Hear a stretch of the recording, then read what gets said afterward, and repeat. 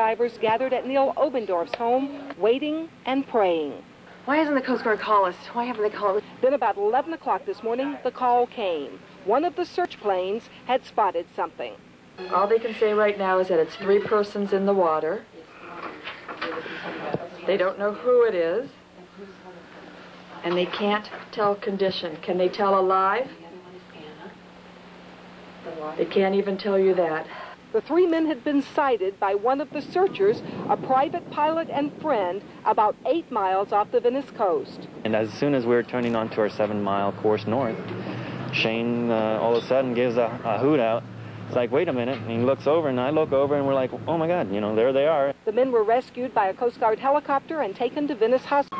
And the pilot that finally saw them said it was just a miracle that he spotted them. He said, in fact, that he had only planned to go 6 miles out tonight, but then he went 7 miles, and then as he was coming back 8 miles, and he flew right directly overhead. They were right beneath him, and he said if they hadn't been beneath him, he wouldn't have been able to see them. If they'd been a mile away, he would have never spotted them. So it was a miracle that they were spotted. Scott and Vida?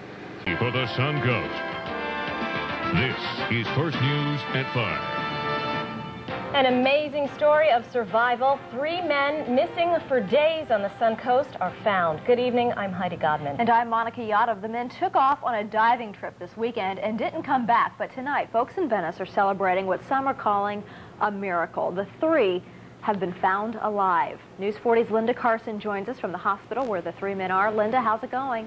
It is amazing, Monica. The 3 friends, this is Neil Obendorf, he's from Venice, and his 66-year-old friend Lou Lipsit from Fort Myers, and Lou's 38-year-old son Bill from Canada, were all found this afternoon and rescued by the Coast Guard. It was about 11 a.m. when the Coast Guard spotted them this morning. They were hanging on to flotation devices way out in the Gulf. They were rescued, brought here to Venice Hospital. Neil is expected to go home tonight. Lou and Bill will be spending the night in the hospital. The families of the 3 men have been waiting and praying ever since the 3 divers set out on a dive trip on the 30-foot Scarab on Saturday morning. They didn't return Saturday afternoon when they were supposed to, and then Saturday night, the Coast Guard and family friends joined in the search by plane and by boat. It seemed hopeless. They had to search everywhere from Fort Myers all the way to above Tampa. And at 11 a.m. this morning, the call came. The 3 men had been spotted 8 miles off Venice. Their boat sank Saturday afternoon, ever since they had been waiting for help to arrive. ABC for the Sun Coast. This is News 40 at 6. A miracle in the waters. 3 divers missing at sea for almost 2 days are found alive. Good evening. Thanks for joining us. I'm Vida Urbonis. And I'm Scott Dennis. The 3 men left Venice Saturday morning for a diving trip, but the rough Gulf waters sank their boat, and they spent 2 nights in the water before being rescued this morning. News 40's Linda Carson joins us now live from Venice Hospital, where the men are being treated tonight. Linda? Scott, amazingly, after 48 hours in that very cold weather and after going through that storm that we had on Sunday, the men are okay. Neil Obendorf and Lou and Bill Lipsit are going to spend the night here in the hospital tonight. They're going to be observed very carefully, but their wives assure me that they are going to be okay. And everybody agrees that their rescue and recovery is nothing short of a miracle. 2 days had passed. The families of the missing divers gathered at Neil Obendorf's home, waiting and praying. Why hasn't the Coast Guard called us? A lot of questions, but those 3 men are safe and well, and it certainly is a miracle tonight. Heidi and Monica? Linda, you said the 3 men are in the hospital. Any word on their condition? How are they doing physically? They seem to be doing very well from everything that we've heard. We've heard that they were very dehydrated, they were hungry, of course they were swollen and sunburned. We were very concerned about Lou because he had had bypass surgery. He's 66 years old. Just a short time ago, he really needed his medication, which he didn't get for 2 days, but his wife says that he seems to be doing fine. Of course, he will be spending the night in the hospital for observation. All right, Linda Carson reporting live for us from Venice. Thank you, Linda. Well, Scott, considering what these men have been through, their families say they're doing okay. Now, they are still here in intensive care at Bon Secours, but when they get out, these men will have the kind of story to tell that few others live to tell. His friends are calling him Salty Dog. Mary Lipsit can laugh about her husband Lou's new nickname, knowing he's safe. Lou, his son Bill, and friend Neil Obendorf spent more than 40 hours in the Gulf of Mexico after their boat capsized Saturday afternoon. Neil was diving for grouper. Lou and Bill watching on the boat when it took on water. And he realized it was going down. My friend Rich Godoy, when he found out about this, he was up at daylight Sunday morning in a plane. We're looking right at them because if they were probably a mile off, you know, the chances of us spotting them even though we were looking, you know, you're looking at a needle in a haystack. And as the men were... Scott Dennis has the night off. Their story made international headlines. Now it could find its way to the bookstores and the big screen. A month ago, 2 Suncoast men, along with another visiting from Canada, left for a fishing trip, only to be stranded at sea for 2 days. News 40's Liz Weaver caught up with 2 of the survivors tonight, and she joins us now with more. Liz. But it's the kind of stuff movies are made of, and the men and their families say they've been approached by folks in the industry looking to tell their story. And just 1 month after their rescue, it's a story that's nothing short of a miracle.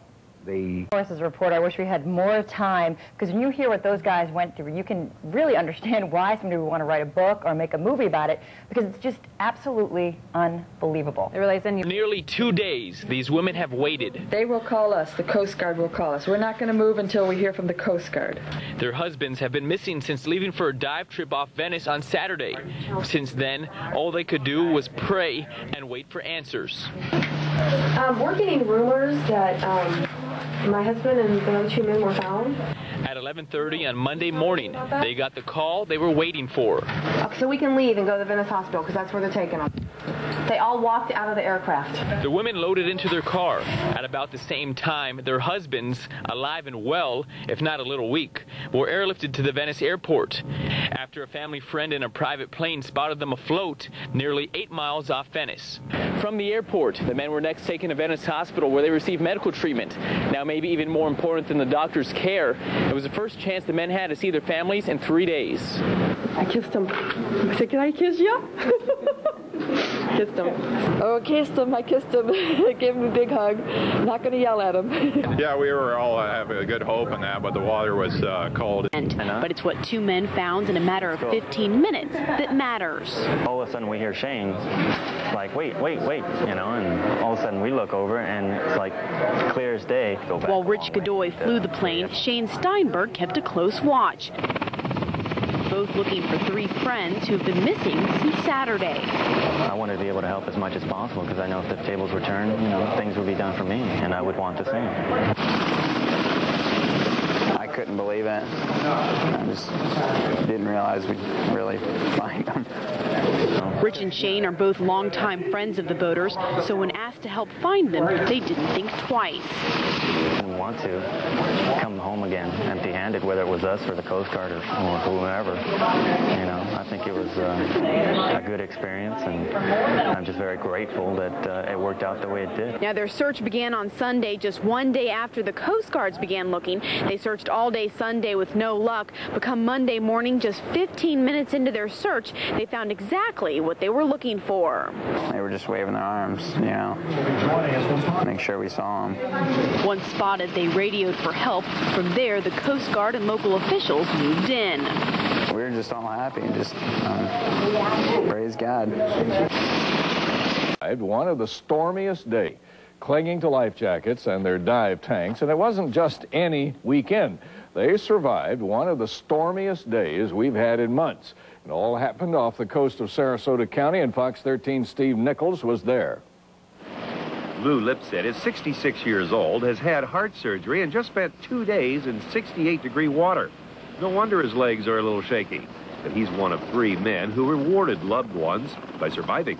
If they were in the water from Saturday, I didn't think, you know, they could survive it that long. You know, I know they had the will and everything, but the temperature was so cold. Lou, when he came in, they said his body temperature was 66 degrees. This is the boat that sank Saturday after Neil Obendorf took his friend. All 3 of them are moving? Okay. They're heading onto a dive tank or a raft. Curiously, a couple of the wives say they never thought their husbands were dead, but they also felt they were not on the boat. All 3 boaters are exhausted, sunburned, and dehydrated, but otherwise in pretty good shape. Family members tell us they'll probably go home Tuesday. It's the most joyous place you can imagine here at Venice Hospital this morning. The wives, the families, the mothers and fathers came here to take their husbands and fathers home. They went upstairs to get them, and then what a beautiful sight. They came through the doors of this hospital, the men in their wheelchairs, but they looked remarkably well for what they've been through. They were all very, very happy, joking. The children had drawn pictures for their dads to give it to them, to tell them how much they missed him. And the men said that it was their families that got them through all this. They said they knew they had to make it for them. So that truthfully is what keeps you going. That's all that goes through your mind. When it's getting rough and you're losing a lot of energy, that's what gets you back into the groove and gets you moving again to stay warm. It was an ordeal, but that wouldn't be right in going into it, I had all the confidence in the world that we would come back. My biggest concern was the wives and the kids, because they really had to go through hell. Friend Lou Lipsit and Lou's 38-year-old son Bill, visiting from Canada this week, were surprised to find themselves the center of media attention. They explained how a big wave sank that boat Saturday afternoon and how they were able to survive 2 long, cold days and nights in the water. We stayed together. 2 things we discussed as soon as the boat was over. We had to stay calm and stay together. I think at that time we all knew we would make it. By the end of the second day, our biggest, I think all of our biggest problem or concern was the girls. They're back here not knowing anything.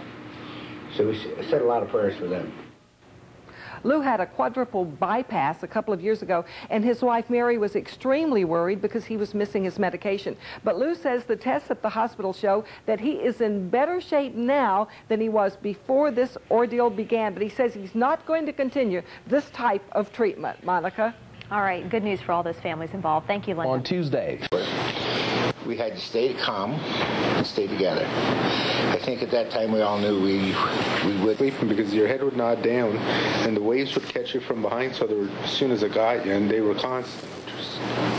Just never stopped beating me. I was beating on you. Neil Obendorf was the only one scuba diving at the time, and the last one to realize the boat was in trouble after a rogue wave slammed it. According to my blood counts and all that, because I just had a medical last week, I'm better off now than I was last week, but I'm not going to go do it again. Just what their doctors and their families wanted to hear. In Venice, David Karsh, SNN. So what's the first? Fast. Go fast. Neil Obendorf dove to the boat to pick up survival gear like life jackets and flares. Just the law of willpower. We just never really thought about not making it together, so we just... Lou Lipsit was admittedly the weakest of the 3. And I'm sitting there with my false teeth out here, and Bill said, "Dad, what are you doing, trying to drive me crazy?" And I said, what's wrong? He said, "You got your teeth holding out in the rain." I said, "I'm catching water to drink." And it worked. All 3 got little sleep and hallucinated. Those hallucinations almost cost them their lives. That was about 4 or 5 times. They both kind of drifted away. They would get up to go get some water, or they said they were going to work to get some food or the bathroom. Now, Lou also imagined that he was walking up to a payphone to call his wife so she could pick him up if it had only been that easy. All 3 men know that they probably would have not survived another night. Lois? Boy, a harrowing story, that is for sure. Karen, did they say what the worst part of all of this was? Well, they told us that they heard the planes, they saw the planes, but it was 2 days before anybody saw them. They also say they were very thirsty and that it drank several gallons of seawater. They were also so cold because the waves, they kept coming, they couldn't sleep. So they really prayed a lot during that time. Boy, miserable. Very lucky. About the prayers and the people they say. So it's hard to imagine the fear they must have had. But the 3 men who survived it are talking tonight, talking about the prayers and the people they say saved their lives. They took off in a 30-foot boat on Saturday from Venice, and they were found Monday morning. Fox 13's Cecily Wilson has their story. Thinking It's a true story of survival. 3 men on a weekend diving trip lost at sea after their boat sank to the bottom of the Gulf of Mexico. And I take it that a wave must hit the back corner the right way, and we got water roll over into the boat, and it went down fast. Alone in the middle of the Gulf, clinging to dive gear and life jackets, doing whatever they could just to stay alive. And I'm sitting there with my false teeth out here. It was really bad. That's when the hallucinations set in. It was just a huge white building, huge cathedral arch, great big Gothic arches, and angels all on, and like it would be concrete, just angels on them, you know, like forms of angels. It was pretty beautiful, beautiful. All the while, never giving up hope they would be rescued. We just never really thought about not making it. Never entered our minds that we wouldn't make it. Never entered my mind. And neither did their wives, who knew their husbands were true survivors. We never gave up hope. There were doubts at times, but we had to push those out of our mind. Finally, after what seemed like an eternity, a rescue plane spotted the trio and plucked them from what could have been a watery grave. We celebrate. Through it all, the men haven't lost their sense of humor. If I didn't have my wetsuit, I would have been the worst one because I don't have the body fat of these two.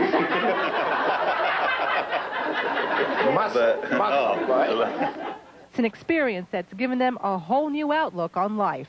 You get thinking about the kids while you're out there, the wife, the family. Not much else matters.